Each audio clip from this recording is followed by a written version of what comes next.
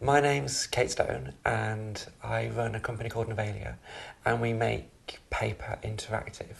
I get asked often like where did an idea come from, where did something start? And it's really difficult to answer because some things just don't start abruptly.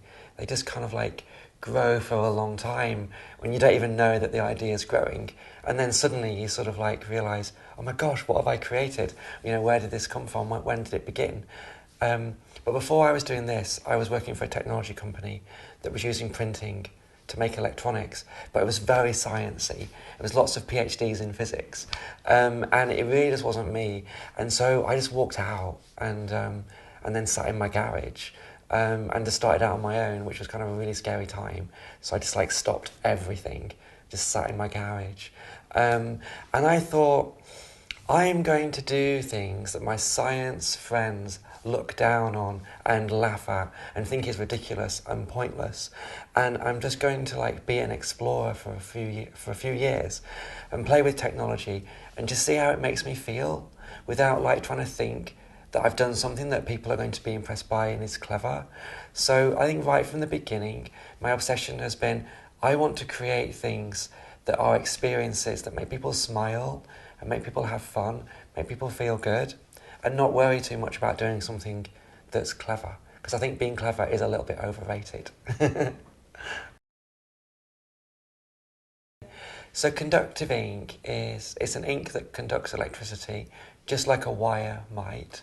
And there's two types of conductive ink we use. One is a carbon ink, so it's just a carbon ink that conducts electricity, and we can screen print that or flexo print that. And we also use a silver ink as well if we want to conduct a lot more electricity, and we flexo print that. And so normally we just use the carbon ink, and screen print is something that most people have heard of, screen printing T-shirts or screen printing big posters.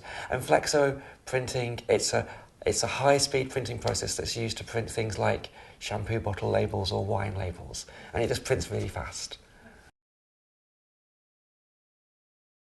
I've been thinking a lot about digital and what digital means, and so many things that we love, like books and print and physical music and physical advertising and the high street, people have like declared them as dead or as dying off because of a digital experience.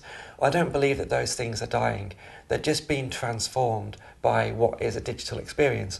And things that are digital are not like a smartphone, they're not a computer, they're physical manifestations of a digital experience.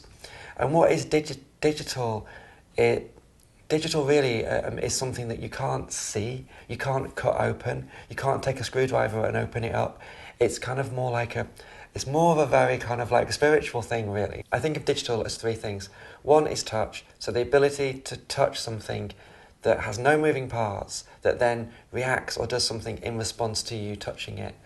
The second aspect of digital is connectivity, so things being connected, things like having information that can update from one thing to another, and all of these things being connected through a massive network. It's like everything is connected. It's like everything in the universe is connected anyway, but just through digital devices it starts to become more like how the universe is. And the third thing is data, which can be a little bit, a little bit dodgy in that through data, through data, like brands can know who's touching what, where, why, and when. And I think data is an aspect that's driven so much of what actually happens in the internet. Google and Facebook and all of these companies, they survive. Like their new economy is based on data, and that's what digital is. So what I'm fascinated by is if we could take those three things that make up digital, and I've started calling them a soul. So if you describe something and how it works based on those three things, that is its digital soul. So what if you could take a digital soul based on touch, connectivity and data and put it into the heart of physical things? If you could take a digital soul and put it into a book, if you could take a digital soul and put it into something that represents music or something that represents some advertising, or take that digital soul and put it into things in the high street, now which one is going to die off? Is it going to be the computer, as we know it, or is it going to be all of these physical things that we're nostalgic about and that we love? And if you think about the journey of a computer's gone from filling a room to filling your pocket. So its destiny is to disappear. And I believe one day we'll wake up and all the computers will be gone. And they will just be within everyday things. And so the future, I feel, won't look like Minority Report with the big screens and everything looking high-tech. And the future won't look like the Jetsons with flying cars.